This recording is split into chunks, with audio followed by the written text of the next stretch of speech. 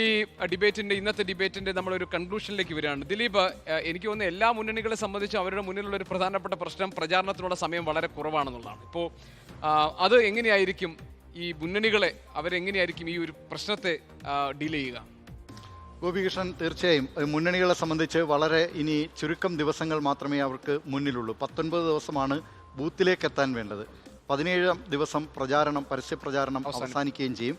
അതിനിടയിൽ പരമാവധി വോട്ടർമാരിലേക്ക് എത്തുക എന്നുള്ളത് വലിയ ഒരു ദുഷ്കരമായ കാര്യം തന്നെയാണ്. അത് മറികടക്കാനുള്ള ശ്രമം ഇതിനകം തന്നെ പാർട്ടികളും മുന്നണികളും സ്ഥാനാർത്ഥികളുമൊക്കെ ആവിഷ്കരിച്ചിട്ടുണ്ട്.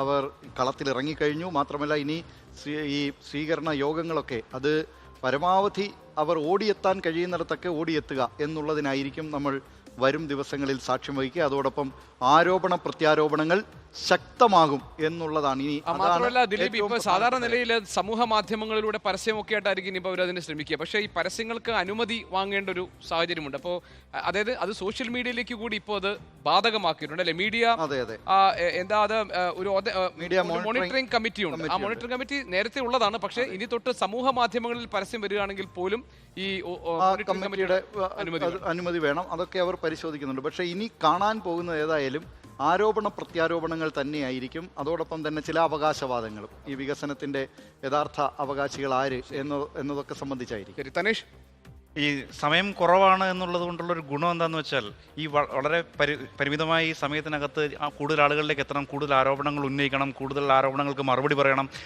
വീറും വാശിയും ഏറി കൂടും എന്നുള്ളതാണ് ഇതിനകത്ത് ഏറ്റവും പോസിറ്റീവായിട്ടുള്ളൊരു കാര്യം. കാരണം നമ്മൾ രാഷ്ട്രീയമൊക്കെ നിരീക്ഷിക്കുന്ന തെരഞ്ഞെടുപ്പുകളെക്കുറിച്ചൊക്കെ പഠിക്കുന്ന ആളുകൾക്ക് ഒരു ആഘോഷമായി ഈ ഒരു തെരഞ്ഞെടുപ്പ് പൂരം മാറും എന്നുള്ള കാര്യത്തിൽ യാതൊരു സംശയവും.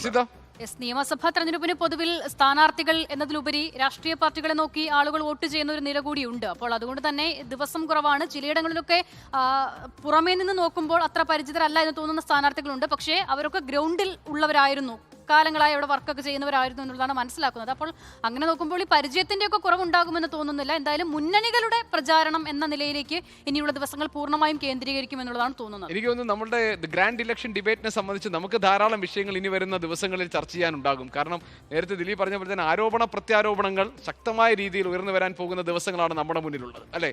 അപ്പോൾ എനിക്ക് തോന്നുന്നത് കേരളത്തിൽ ഇനിയിപ്പോൾ വളരെ കുറച്ച് ദിവസങ്ങൾ മാത്രമാണ്. 19 ദിവസമാണ് ഒരു വോട്ടറെ സംബന്ധിച്ച് വോട്ടെടുപ്പിനായി ഉള്ളത്. മുന്നണികളെ സംബന്ധിച്ചാണെങ്കിൽ ഏതാണ്ട് 17 ദിവസമാണ് അവർക്ക് പരസ്യ പ്രചാരണത്തിനുള്ള സമയമുള്ളത്. അതിൽ തന്നെ നാമനിർദ്ദേശ പത്രിക സമർപ്പിക്കാൻ ഇനിയും ആളുകൾ ബാക്കിയുണ്ട്. അവരുടെ മുന്നിലുള്ളതാകട്ടെ 4 മണിക്കൂർ. അത് തിങ്കളാഴ്ച രാവിലെ 11 മണി മുതൽ 3 മണി വരെ.